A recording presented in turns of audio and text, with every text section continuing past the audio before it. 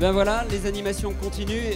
Et là, j'ai le plaisir de recevoir deux champions, deux personnalités du monde de la compétition. On ne les présente plus, mais je vais le faire quand même, pour ceux qui ne vous connaîtraient pas. Sylvain Legendre et Gaël Even. Bonjour. Bonjour messieurs, Bonjour. Merci de nous accorder un peu de votre temps pour faire profiter le visiteur de ce joli salon de votre expérience. Cette année, elle a été plutôt sympa en termes de compétition, l'année qui vient de passer. Comment vous l'avez appréhendé? Est-ce que vous avez eu des stratégies particulières? Qu'est-ce que vous avez eu des révélations? Racontez-nous un petit peu comment ça se passe. Je crois que déjà, on va dire qu'elle a été comme toutes les autres années. C'est-à-dire que ça a été une année de bonheur, aller au bord de l'eau, découvrir des endroits, pêcher avec des gens qu'on voit régulièrement et après essayer de s'adapter justement pour prendre un maximum de poissons. Donc c'est vrai qu'on a eu la chance d'arriver sur la première place au niveau du circuit FCPL. Donc c'est gratifiant. C'est gratifiant, ça fait plaisir dans le sens où ça prouve que le travail qu'on a fourni par rapport au matériel, par rapport à la compréhension des milieux qu'on aborde, ça porte ses fruits, quoi. Et puis vous avez une vraie régularité dans vos résultats. Tu ne crois pas que c'est le signe d'abord d'une présence au bord de l'eau accrue? Est-ce que c'est pas ça? Est-ce que c'est pas le conseil qu'on pourrait donner aux pêcheurs s'ils veulent prendre du poisson, c'est d'aller au bord de l'eau, quoi? Alors, bien sûr, c'est important d'aller au bord de l'eau. Maintenant, chacun compose en fonction de son emploi du temps et de ses possibilités. Le tout, c'est de se faire plaisir, quelle que soit la fréquence. Nous, on a des rythmes assez différents de pêche, mais néanmoins, on se fait plaisir quand même. Donc, ce qui nous sert, je pense, c'est de ne pas partir avec des idées préconçues, de ne pas cibler une espèce en particulier. Ce qu'on aime avant tout, tous les deux, c'est avoir des touches, quelle que soit l'espèce. Donc, on part sans œillères et on essaie de s'adapter, d'avoir des touches. Le but du jeu, c'est de trouver les façons d'avoir des touches et de prendre du plaisir. C'est ça, prendre Exactement. des poissons. Ok, on va rentrer dans le vif du sujet parce que je sais que tout le monde est impatient de vous entendre. Je vais te laisser rejoindre ton perchoir. Quant à toi, cette année, tu as pêché sur des zones que tu ne connaissais pas. Tu découvres encore, parce que je sais que tu parcours beaucoup de territoires et que tu découvres régulièrement de nouvelles zones. Oui, j'ai pêché des endroits que j'avais jamais pêchés, notamment en Russie ou dans des pays dont on n'a pas forcément le réflexe de parler.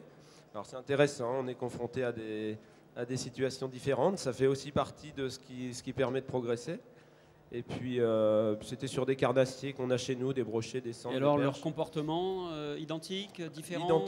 Identique, avec un petit peu plus froid quand même. Mais... Voilà, c'est ça, donc avec des actions plus lentes. Là, la démonstration que vous allez nous proposer, vous allez l'axer sur quoi? Alors là, c'est une approche un peu générale sur l'utilisation des leurres souples. Un petit peu axée sur les différences selon l'espèce recherchée.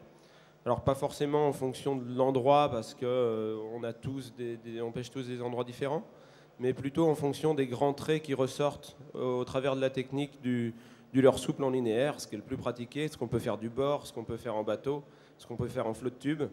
Donc tout simplement du lancer ramené. Les fondamentaux. Voilà, on va essayer de voir les petites différences qui vont vous aider à cibler une espèce en particulier, et puis les petites astuces qui permettent de déclencher un peu plus de touches.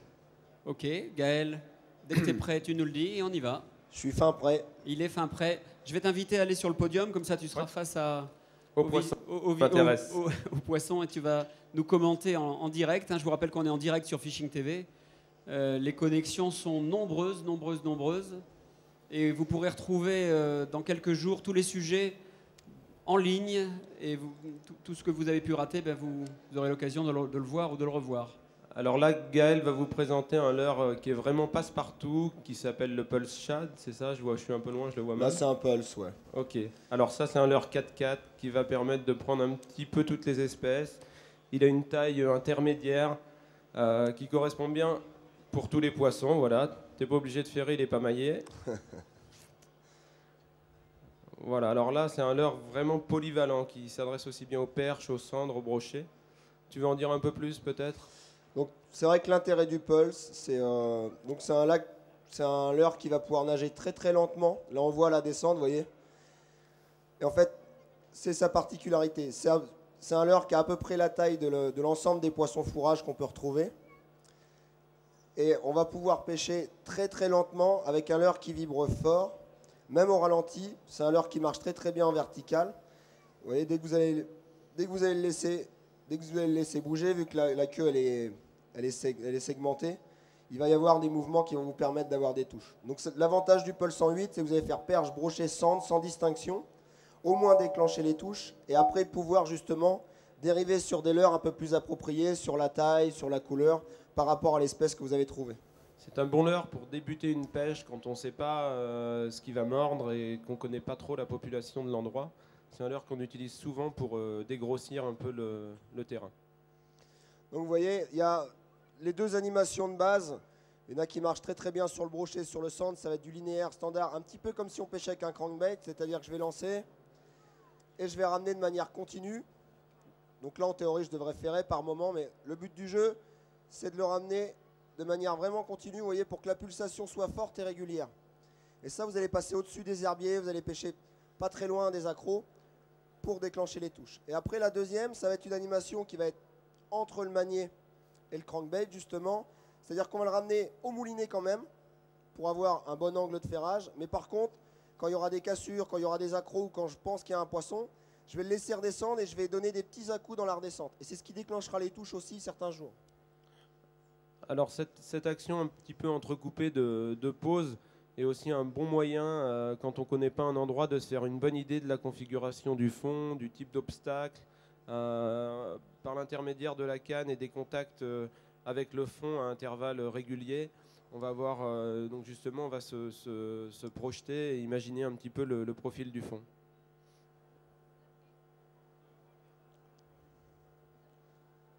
Voilà, donc on voit que le poisson le garde beaucoup en bouche. Un des avantages du Pulse avec cette queue qui est très découpée, c'est que lorsque le poisson aspire, la queue se met en portefeuille en fait, et on a juste un petit leurre qui est facile à avaler par un poisson moyen. Ce qui fait qu'avec un Pulse 108 qui a déjà une silhouette assez importante, on a un engamage qui est relativement facile. Donc là, vous voyez, l'intérêt de l'attractant sur les leurres, c'est que vous allez avoir plus ou moins de temps pour ferrer, le temps que le poisson en fait se rende compte que c'est pas digeste en fait. Donc ça vous permettra certains jours de ferrer un peu plus tard. Alors là, il se trouve que les basses sont des poissons qui gardent énormément le leurre dans la bouche. Avec un sand, ça aurait été un petit peu moins long quand même. Avec un sand, c'est moins régulier, mais par contre, c'est vrai que ça permet notamment sur les sands, ça arrive régulièrement. Si j'ai une touche, faire dans le vide. Donc là, admettons, je le décroche. Le truc, c'est de laisser redescendre le leurre, attendre. Les poissons, tous les poissons grégaires comme les cendres et les perches vont s'approcher de ce leurre qui vient d'être craché. Vous le laissez faire. Et là, vous allez juste imprimer un tout petit tressautement. Et vous voyez, le poisson, là, il réagit tout de suite. Et c'est exactement pareil pour les cendres. Et ça vous permettra de reprendre les poissons. Parce que souvent, le mauvais réflexe qu'ont les gens, au moment où ils ratent la touche, ce qu'ils font, c'est qu'ils ramènent à fond et ils essayent de relancer. Mais le poisson, lui, vous étiez sur la bonne zone. Vous êtes dans la zone où ils sont. Il n'y a pas forcément besoin de repartir, justement, et d'en sortir. Parce que vous voyez, ça suscite de la curiosité. Mais c'est valable pour toutes les espèces. Et le petit tressautement que vous allez faire, vous voyez, ça va suffire. Vu qu'il y en a qui s'y intéressent, il y aura de la concurrence entre les poissons. Donc voilà pour le 4-4, pour le Pulse. Donc après, je vais passer sur un Ripple là. C'est un leurre qui a un profil Ripple vraiment shad. différent, beaucoup plus rond, qui va avoir une pénétration dans l'eau beaucoup plus facile, qu'on va pouvoir utiliser pour pêcher plus vite aussi, puisqu'il a donc ce profil qui rentre très bien dans l'eau. C'est un leurre qui est assez polyvalent aussi, qui va faire du cendre, de la perche, du brochet. Donc là voilà, donc j'ai mis un Ripple en 11 cm, donc vous allez voir, le frétillement est beaucoup plus rapide.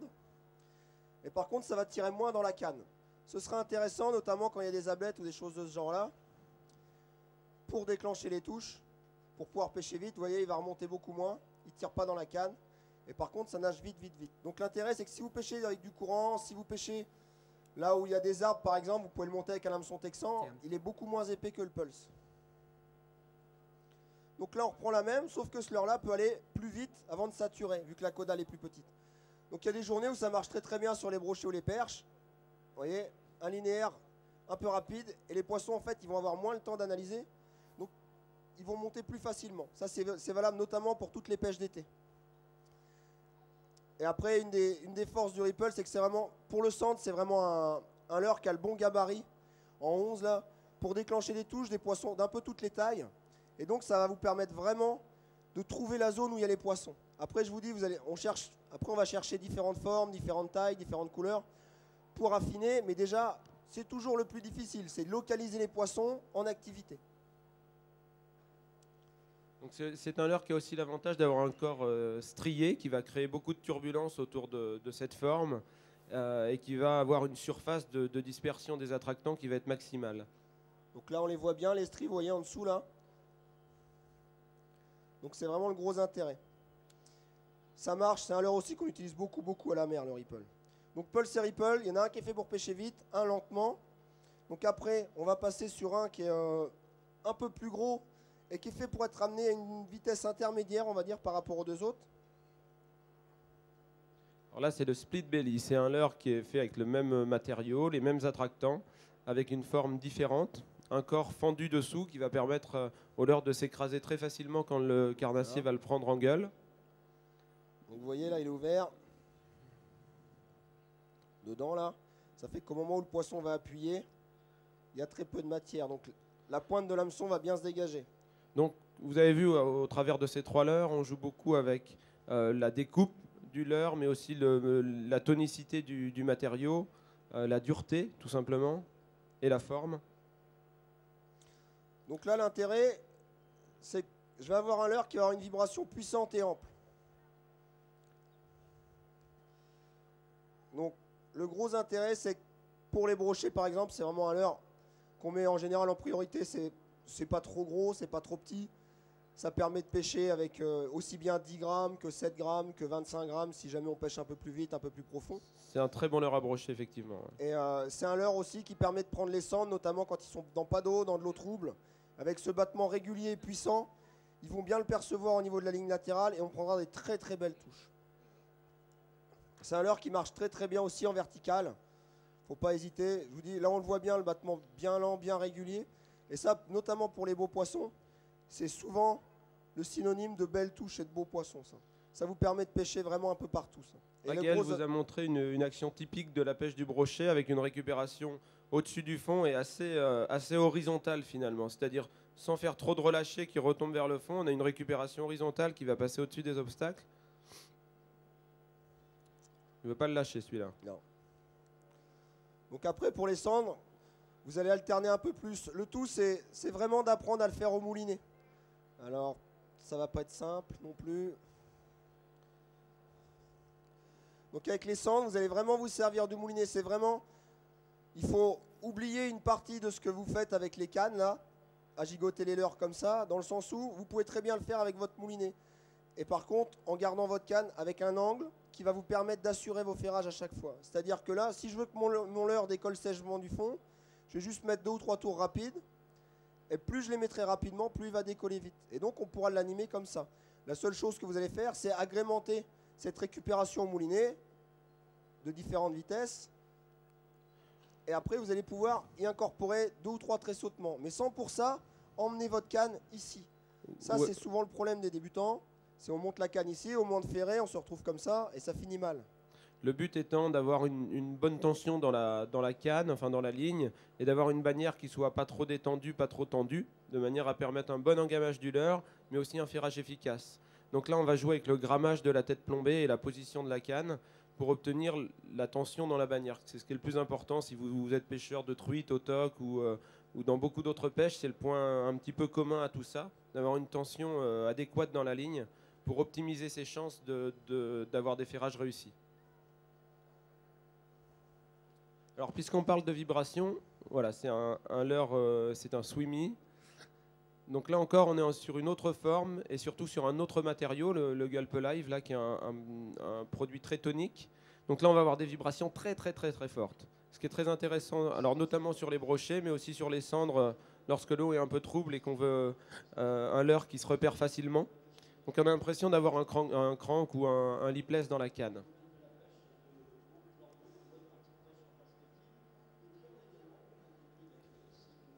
Donc là, vous voyez, l'intérêt, c'est que vraiment, ça vibre très fort. Donc quand vous voulez pêcher vite, vous surplombez un peu le leurre et ça vous permet vraiment de faire du terrain et de déclencher des touches sur des poissons actifs. Alors là, Gaël vient d'aborder un point qui est intéressant aussi, c'est celui de la vitesse dans la pêche au leurre en linéaire. C'est souvent un facteur déterminant pour avoir une touche. C'est-à-dire qu'un leurre passé sur un certain poste à une certaine vitesse va pas forcément déclencher des touches, alors que le même leurre sur le même poste ramené beaucoup plus vite va pouvoir déclencher quelque chose. Donc c'est important de varier aussi ces vitesses et de voir si justement le fait de ramener vite va permettre de déclencher plus de touches. C'est souvent le cas. Donc là, vous venez de voir ce qu'on appelle une touche réaction. C'est-à-dire que les poissons, vous avez vraiment des touches de nutrition où vous allez aller lentement, vous allez chercher vraiment à imiter une proie qui se déplace et ainsi de suite. Alors qu'à contrario, certaines fois, vous allez juste jouer sur la curiosité et le fait que le poisson ait un réflexe s'il a l'impression que la proie va s'en aller. Donc là, vous voyez, l'intérêt, c'est que comme ça en gulp, ça diffuse vraiment énormément, les poissons se rapprochent. Si par contre, vous voyez, je mets un petit coup sec, le poisson attaque tout de suite parce qu'il a l'impression que la proie s'échappe. Voilà, alors là on est sur ce qui se fait de plus dispersant en termes de saveur. Donc les poissons vont vraiment avaler ce leurre qu'ils considèrent comme de la nourriture. Donc là, vous voyez, si je mets un coup sec, les poissons qui sont dans les parages à chaque fois, vous voyez ce réflexe qu'il a? Et donc vous pouvez avoir ça sur les brochets, sur les sandres, sur les perches. C'est le principe. Les fois où vous avez tous dû avoir ces touches-là, les touches qu'on n'attend pas spécialement, parce qu'on se baisse pour ramasser quelque chose ou n'importe, on fait un coup de canne un peu différent d'habitude, et là, c'est juste parce que vous créez dans votre animation quelque chose d'inattendu par rapport à ce que le poisson était en train d'identifier. C'est-à-dire que vous allez juste déclencher le réflexe, et c'est largement suffisant. Et c'est ce que vous faites quand vous changez de direction brusquement, par exemple. Vous voyez, toc, vous avez la touche tout de suite. Si vous accélérez, vous voyez, assez rapidement, vous allez aussi déclencher les touches. Certains jours, ce sera juste à racler le substrat comme ça. Le fait de faire ça, vous allez déclencher votre touche. Donc n'hésitez pas à varier et surtout, retenez à chaque fois, c'est le plus dur en fait quand on pêche en linéaire, c'est à quelle distance j'ai lancé, quelle profondeur, est-ce que j'ai eu la touche quand j'ai fait une tirée vive, est-ce que j'ai eu la touche après une grande pause sur le fond, pour pouvoir reproduire ça et voir si ça se répète. Donc, on va passer sur des leurres un peu différents.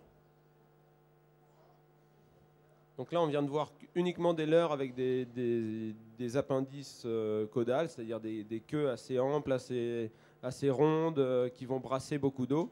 Mais il y a une autre option en linéaire qui est d'utiliser des leurres qu'on appelle finesse, c'est-à-dire des leurres avec des queues en V, qui sont en général plus souples et qui ne vont pas jouer sur ce plan gauche-droite, enfin d'une ondulation gauche-droite, mais plutôt sur une ondulation de haut en bas, ou alors, grâce à une tête plombée adaptée, sur des écarts latéraux. Donc c'est aussi très intéressant, c'est hyper efficace pour tout ce qui est percidé, perche et cendre. Les barres aussi. Et les barres. Sur les barres, pour ceux qui pêchent à la mer. Donc là, le principe, c'est d'associer un leurre, comme disait Sylvain, qui n'a pas de caudale, avec une tête pointue, pour pouvoir éventuellement le désaxer beaucoup par rapport à l'axe dans lequel on le ramène. Donc c'est pas obligatoire, mais l'avantage, c'est qu'on pourra se permettre pas mal d'animations un peu saccadées. Donc pour en revenir à des réflexes, là, vous voyez, le fait que ce soit assez désordonné dans la nage va vous permettre de déclencher des touches, notamment dans les bancs de perche, les bancs de cendre, assez facilement.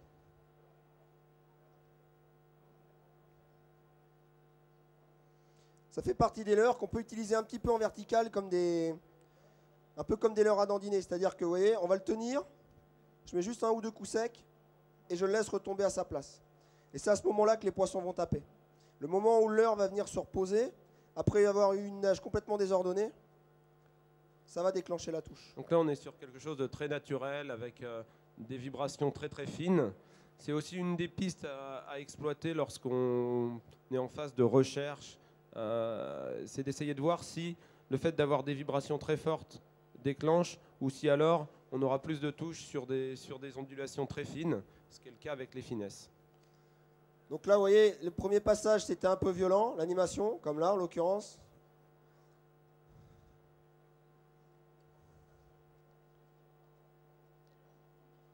Le tout, c'est n'hésitez pas, plus l'eau sera chaude, plus les poissons sont actifs, plus il va falloir animer sèchement et vite, sans faire des pauses. Plus ce sera difficile, plus il faudra temporiser pendant l'animation, vous voyez, pour déclencher justement cette touche. Une fois qu'on a suscité la curiosité, il faut réussir à déclencher la touche. Et donc après les journées où ce sera plus difficile, ou alors sur des poissons qui sont un peu plus éduqués, vous allez pouvoir le ramener juste avec des petits tressautements. Là, vous voyez, regardez. Ça va être très très fin. Là, on n'est plus du tout dans le même type d'animation. Je le fais très sauter, je fais mes pauses sur le fond. Alors les temps de pause peuvent être variables, mais c'est vrai que notamment sur les black bass, il y en a peu en Auvergne, mais un petit peu quand même. Les temps de pause sont assez importants parce que c'est un poisson qui capte immédiatement ce qui se passe dans son environnement. Et lorsqu'ils sont un petit peu méfiants, ils ont tendance à observer un temps d'observation avant de se diriger sur le leurre. Mais tous les poissons sont capables de prendre des leurres posés, et ça arrive régulièrement, même avec des brochets qui sont réputés des chasseurs à vue, réflexes, etc. Quand on les pêche dans l'eau claire, on s'aperçoit qu'on a des poissons suiveurs qui ne prennent pas forcément les leurres, et qu'en observant des temps de pause assez longs, ils sont capables de tourner autour du leurre, de se mettre sur le côté, de le regarder, pour finalement décider de l'aspirer. Donc là, vous voyez, mon leurre est sur le fond. Ce qui se passe, c'est qu'il faut trouver le bon petit truc pour déclencher en fonction des poissons que vous pêcherez. Vous voyez, là, donc là, ça y est, c'est déclenché. Et ce sera exactement pareil pour les brochets. Il y a des fois où ce sera juste le fait de le faire glisser sur le fond. Les poissons, le bruit du plomb sur le caillou, ça a tendance sur les persidés notamment à bien les faire venir. Donc il ne faut pas hésiter à s'en servir. Alors là, effectivement, c'est facile. On voit les poissons et on voit leur réaction en fonction de l'animation. Dans la vraie vie, j'ai envie de dire, c'est bien différent. Donc il faut essayer de répéter à chaque fois ce genre de schéma au début de la partie de pêche pour finalement trouver des raccourcis qui vont vous permettre de comprendre la pêche un petit peu plus vite. Une fois que vous avez essayé ces différentes choses en début de pêche, hormis le fait d'essayer différents postes, mais différentes formes de shad ou de finesse, différentes animations, là, en fait, c'est une pyramide, c'est-à-dire qu'on va resserrer un petit peu la logique autour de la forme de l'animation. Ensuite, on pourra jouer sur les couleurs, mais c'est important de trouver déjà le bon type de leurre. Et aussi le bon gabarit, parce qu'on peut avoir deux leurres a priori identiques dans des tailles légèrement différentes et faire toute la différence uniquement grâce à la taille. Si les poissons sont focalisés sur une certaine taille de fourrage, il se peut très bien que si vous passez avec un leurre trop petit ou trop gros, vous n'ayez pas du tout de touche, alors que vous allez avoir énormément de touches avec la bonne taille de fourrage. Donc pour continuer là, dans le rayon finesse, je vous montre le nouveau petit Ripple Minnow. La particularité, on a pris le 5 pouces là. C'en est un qui se prête bien pour les animations linéaires et tout ça, en sachant que c'est des leurres qui vont très très bien pour la verticale aussi. Là on reste par rapport au Drop Shot Minnow qui était un peu petit, un leurre un peu plus massif, qui a une tonicité assez particulière, vous voyez. Je vais vous le montrer là. Donc, vous voyez, c'est un plastique assez tonique, mais qui reste souple. Ça fait qu'au moment de l'engamage, ça va bien rester en bouche et le poisson va le garder vraiment longtemps. Donc là, on va reprendre le même principe, sauf que le leurre est un peu plus gros. Et ça ira très très bien, notamment sur les cendres. Alors là, on voit qu'on a ça fait 2 leurres que Gaël présente, qu'on voit avec des couleurs assez translucides, pailletées, etc., qui va un petit peu au contraire des premiers leurres qu'on vous a présentés, notamment du Pulse. C'est aussi un paramètre important, c'est-à-dire que si l'eau est claire, s'il y a du soleil, on va avoir tendance à s'orienter vers des couleurs un peu translucides, plutôt pailletées, alors que dans les eaux un petit peu plus troubles ou plus profondes, on va aller plutôt vers des couleurs pleines, opaques, que le carnassier va facilement identifier.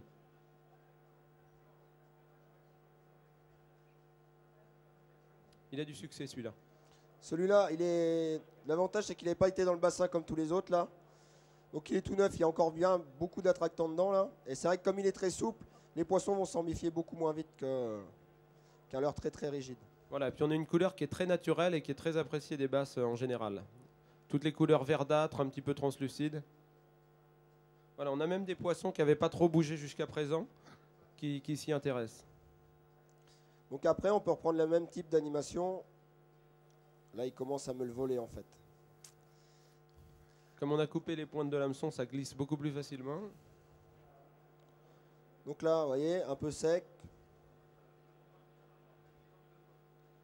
Vous voyez cette nage un peu imprévisible, c'est ce qui fera qu'il y a des journées où vous allez prendre des touches uniquement sur ce type de leurre. Là, on a vu très nettement que ce type d'animation là sur les poissons tout de suite était un petit peu moins, suscitait un petit peu moins d'intérêt que la première fois. Et donc après, ce qu'il ne faut pas perdre de vue, c'est que quand vous avez pêché en linéaire, il y a des journées où vous ne savez pas trop, linéaire, vertical, rien ne vous empêche à la fin de tenir un peu votre leurre sous le bateau Vous voyez ce qui se passe là? C'est très souvent sur les perches ou les cendres que vous allez avoir ça. Et sur les brochets, ce que vous ferez, c'est que vous le remontez de 2-3 mètres et vous faites toujours une pause avant de chercher à sortir votre leurre. Parce qu'évidemment, on a toujours envie de relancer là-bas, mais le nombre de fois où vous ramenez à fond, vous allez relancer, et puis il y en a un qui vous regarde là et qui vous dit bah, « et moi, qu'est-ce que je mange ?» Et bah c'est fini celui-là, il est perdu. Donc le tout, c'est vous êtes au fond, vous remontez un peu et vous stoppez le leurre. Si vous avez un broc dans le tas, il va monter. Alors que sur les cendres, vous ferez votre pause un petit peu plus comme à la verticale, c'est-à-dire que là, j'arrive, mon animation, je la termine, toc, toc, toc, je suis pas très loin du bateau, je fais ma petite pause sur le fond, et je vais tenir juste un peu mon leurre au-dessus, je fais très sauter. Si jamais je vois que je prends mes touches que là, jamais là-bas, va falloir que je passe sur de la pêche en verticale. Et là, je dirais c'est une autre histoire, il faudra venir nous voir par là-bas pour qu'on vous la raconte. Voilà, parce qu'en fait, c'est le mot de la fin. Vous avez largement développé sur ces techniques.